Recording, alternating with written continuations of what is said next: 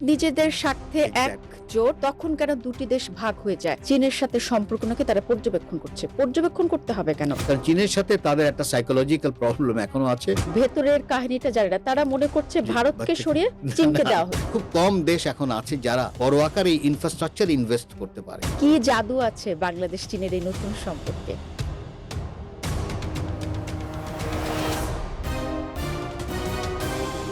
আমরা দেখেছি যে চীনের সাথে আমাদের সম্পর্ক আগের তুলনায় খুব ভালো হচ্ছে। আমরা সবসময় চীনকে বলা হয় বিশ্বের সব দেশে বিনিয়োগ করে, কিন্তু বাংলাদেশের সাথে সম্পর্কটা বিনিয়োগের চেয়েও বেশি। কারণ আমরা দেখেছি মোংলাতে বিনিয়োগ হচ্ছে। আমরা দেখেছি যে ভারতকে যে অর্থনৈতিক অঞ্চল দেওয়ার কথা ছিল সেটা এখন চীন পেয়েছে।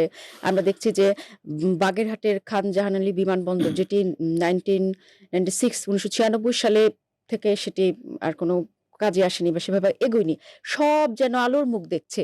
কি জাদু আছে বাংলাদেশ চীনের এই নতুন সম্পর্কে? যে জিনিসটা খেয়াল রাখা দরকার, চীন বিংশ শতাব্দীর চীন আর এই শতাব্দীর চীনের মধ্যে মৌলিক পার্থক্য আছে। চীন এমন জায়গায় চলে গেছে, সেই অর্থনীতির যুক্তরাষ্ট্রকে ছাড়িয়ে গেছে। শুধু যে চীন বললে হবে না, তার অর্থনীতি দেখতে হবে। সো সে একটা বিশাল পাওয়ার, ইকোনমিক পাওয়ার। তার উপরে তার 1.2 বিলিয়ন পিপল, তারপরে তার একটা বিরাট সিভিলাইজেশন আছে। মানে বলাই হয় চীন হলো একমাত্র সিভিলাইজেশন যে গত 2000 বছর চোখ বন্ধ করে বলতে পারে, তাই তো? স্বাভাবিকভাবে এরকম একটা দেশ যখন বিরাট হয়, তার একটা ইম্প্যাক্ট পুরো পৃথিবীতে থাকবেই। সেটা শুধু খাবারে না, শুধু চাইনিজ ফুডে না, বিভিন্ন চাইনিজ মিউজিক থেকে শুরু করে চাইনিজ সিনারি, চাইনিজ কালচার, এই যে ট্যুরিজম এখন হচ্ছে বিরাট। আগে তো চীনে খুব একটা মানুষ যেত না, এখন চীন হলো অন্যতম ডেস্টিনেশন ট্যুরিজমের হয়ে গেছে। সেই জায়গায় একটা ইম্প্যাক্ট থাকবেই, কারণ তার বিশাল অর্থ তৈরি করেছে সে, এবং ইনভেস্টমেন্ট করার জন্য সে প্রস্তুত। এরকম খুব কম দেশ এখন আছে যারা বড় আকারে ইনফ্রাস্ট্রাকচার ইনভেস্ট করতে পারে। কিছু কিছু আছে হয়তো এনার্জি করে, যেহেতু তাদের এনার্জির লাভ আছে ইত্যাদি। কিছু কিছু হয়তো পকেট হিসাবে করে, কিন্তু বড় আকারে ইনফ্রাস্ট্রাকচার তৈরি করা এটা কিন্তু একেবারেই মানে ওই চীন বলা, জাপান কিছুটা আছে, এর বাইরে আর যাওয়া যায় না, নেই। পুরো ইউরোপ আর তা সম্ভব না পদ্মা ব্রিজে ইনভেস্ট করা। কথার কথা যদি আমি এক্সাম্পল বলি, তো পদ্মা ব্রিজ তো কিছুই না, মাত্র 6 কিলোমিটার।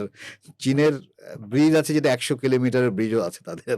তো জিনিসটা হলো যে সে তার টেকনোলজি থেকে শুরু করে তার সায়েন্টিফিক যে ইনোভেশন গুলো এমন পর্যায়ে চলে গেছে যে তার একটা ইম্প্যাক্ট থাকবে। আমার মনে হয় সেটা সেটা মূল চিন্তা করার ব্যাপার না। চিন্তা করা হলো যে আমি আমি স্বার্থটা রাখতে পারছি কিনা আমার দেশের। এখন আমার সাংঘাতিকভাবে উন্নয়ন করতে হবে। কারণ আমার 170 মিলিয়ন মানুষ। আমি তো 170 মিলিয়ন তো আর সব তো আর কানাডায় চলে যেতে পারছে না বা আমেরিকায় যেতে পারছে না। সে তো বাংলাদেশেই থাকবে। কত লোকই আর যায়, তাই না? মানুষ ভুলে যায় যে পুরো ইন্টারন্যাশনাল যে মাইগ্রেশন, এটা 5% মাত্র। বেশি না কিন্তু। কিন্তু এটা নিয়ে খুব হইচই করছে। মানে ইউরোপ একেবারে মনে হচ্ছে সবাই বুঝি চলে আসছে ইত্যাদি। মাত্র 5%। একটু হিসাব করলে হবে। এখন হয়তো 6 থেকে 7 যেতে পারে, তাও আমার মনে হয় না।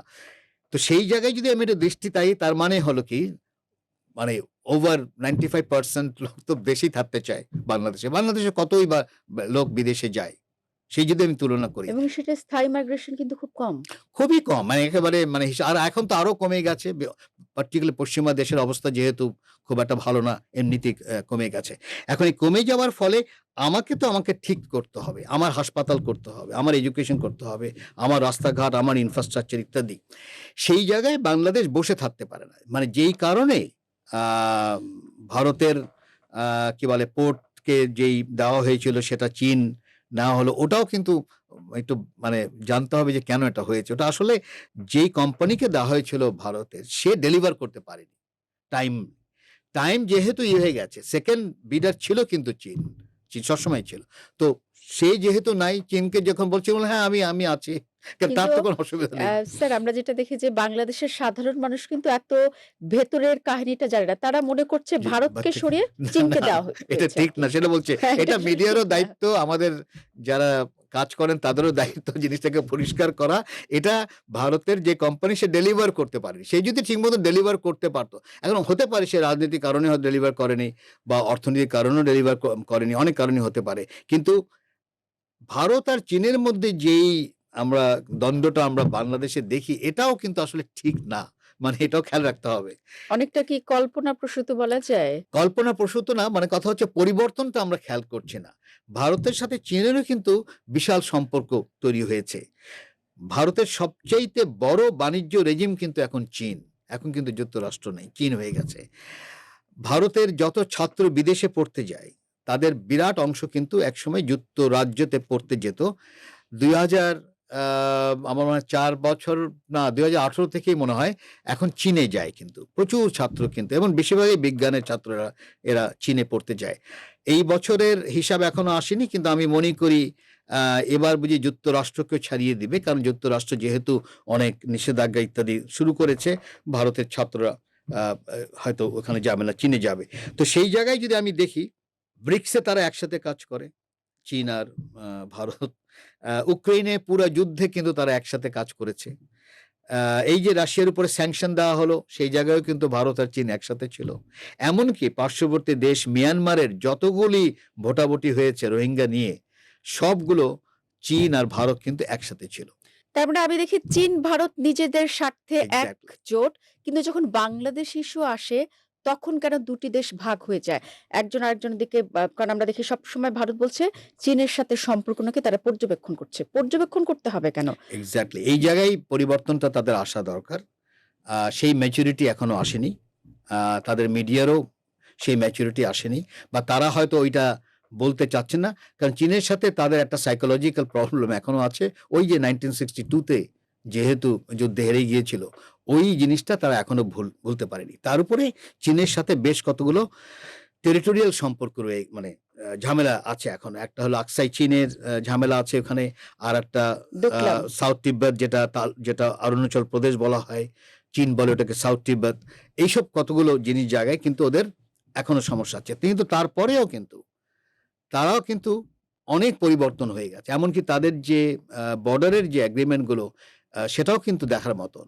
সেই জায়গায় আমরা কিন্তু দৃষ্টি দেই না, কারণ আমরাও আমাদের দেশে ওই চীন ভারতের যে কাঠামো হয়তো ১৫ বছর ২০ বছর আগে হয়তো ছিল, এটা কিন্তু এখন আর নেই।